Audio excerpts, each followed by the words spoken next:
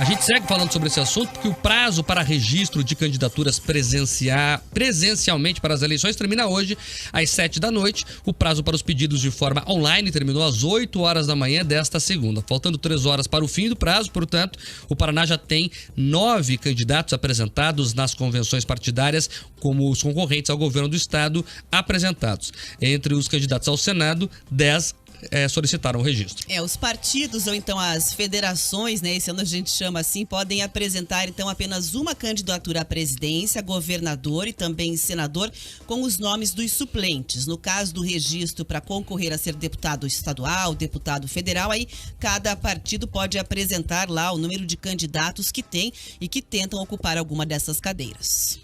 Tá, e, portanto, essa questão das federações que são importantes também nessa disputa, e o registro do candidato deve conter o nome a ser mostrado na urna, a relação de bens, a fotografia recente nas especificações divulgadas pela corte, certidões criminais e prova de alfabetização, entre outras informações e documentos. Leandro Rosa, presidente da Comissão Eleitoral da OAB Paraná, destaca os próximos prazos aos quais os partidos e candidatos devem ficar atentos. Será dado publicidade a um edital, iniciando então o prazo de 5 dias para os partidos, candidatos, coligações ou federações que tiverem interesse em impugnarem os candidatos que entenderem que merecem esse tipo de questionamento, e também, a partir daí, a Justiça Eleitoral vai passar a examinar as condições de elegibilidade ou as causas de inelegibilidade e até se cada candidato cumpriu os requisitos de registrabilidade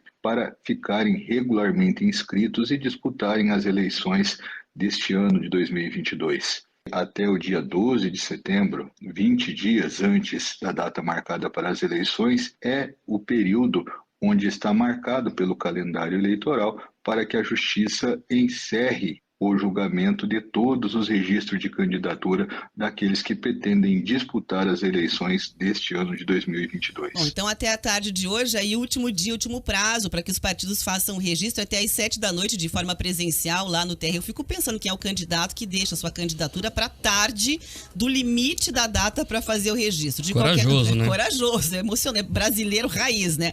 Foram computadas então 12 candidaturas à presidência da República, 193 candidaturas a governador por todos os estados e Distrito Federal, 190 candidaturas ao Senado, cerca de 9.500 à Câmara Federal e cerca de 14.800 às Assembleias Legislativas. Vamos falar aqui sobre a nossa aldeia, o Paraná. 9 candidatos ao governo do estado já registraram as suas candidaturas. Quem são? Adriano Teixeira, do PCO, Ângela Machado, do PSOL, professor Ivan, do PSTU, Jôni Correia, do Democracia Cristã, Ratinho Júnior, do PSD, Ricardo Gomide, do PDT, Roberto Requião, do PT, Solange Bueno, do PMN e Vivi Mota, do PCB.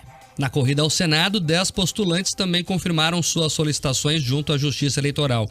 Orlando Pessutti, do MDB, Paulo Martins, do PL, Desirê Salgado, do PDT, Álvaro Dias, do Podemos, Aline Sleutz, do PROS, Sérgio Moro, do União Brasil, Laércio Matias, do PSOL, Doutor Saboia, do PMN, Roberta França da Silva Júnior, do PCO e Rosane Ferreira, da Federação PT, PCdoB e PV. E também, até a tarde de hoje, o site do Tribunal Superior Eleitoral contabilizava 775 postulantes a uma cadeira na Assembleia e 626 concorrentes a uma vaga na Câmara Federal.